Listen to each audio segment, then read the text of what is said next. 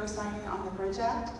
I'm in the Silicon Valley Young Dems and in numerous groups here who work on immigration, and they believe that the Bridge Act is a clean legislative solution for 750 dreamers who have earned work permits and temporary relief, or to get temporary relief from deportation. This would keep all of them in the workforce, working in schools, emergency rooms, etc. Removing them they would lose access to basic services like driver's license, bank accounts. Over 6% of them have launched businesses which employ native-born American citizens. 55% of them have purchased a vehicle. Many of them have purchased homes. Losing them from the workforce would be a loss of about $433 billion. So this is one of the reasons why I wanted to ask you if you would consider co-signing on the Bridge Act. Sure, I appreciate the information, and I certainly support Dreamers' path to citizenship, and agree with you that they contribute a tremendous amount to the economy. I imagine we're already on the bill, but if we're not, I will look into it and make sure we are on the bill.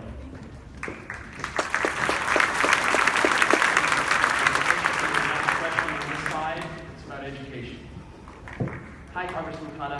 My name is Yannick. I'm a student here at Homestead. I'm a senior.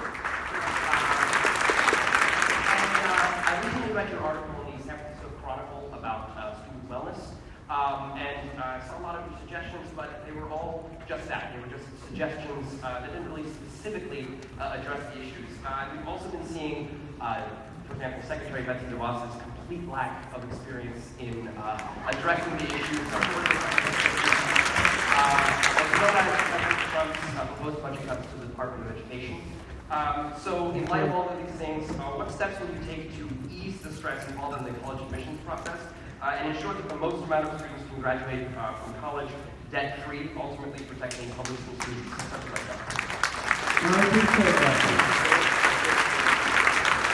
I think we need free public college in this country, as Robert Reich and Bernie Sanders have said. I think that will do a lot to alleviate stress. And by the way, a lot of other countries do that because they recognize the opportunity that people need to go to college. We need to have massive investment in vocational and training in areas and realize that you can have a great career and you don't necessarily need to go to college. I'm not saying that we shouldn't encourage people to go to college, but we shouldn't pressure them to go to college if there are other avenues, and we should not stigmatize vocational education, skills trades education, apprenticeship programs. I tell folks all the time, not one person in the United States Congress, not one voter has ever asked me what my GPA was, what my SAT score was, what schools I went to. What they ask is, do I care? Do I understand them?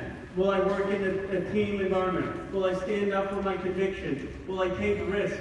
If I fall down and fail, will I get back up? It's not just that the obsession with standardized testing is putting too much pressure. It's that we're not teaching young people the skills that they're going to need. You know, that when they get knocked down, they got to get back up. They got to know what it's like to fail and try harder. They have to be passionate. They have to be liberal thinkers. Those are the skills of leadership that's going to allow that generation to have an extraordinary impact on the world. So I think that we have to make the case of reforming the curriculum, not just because it's putting too much stress, but it's not giving the right holistic framework to make people successful as citizens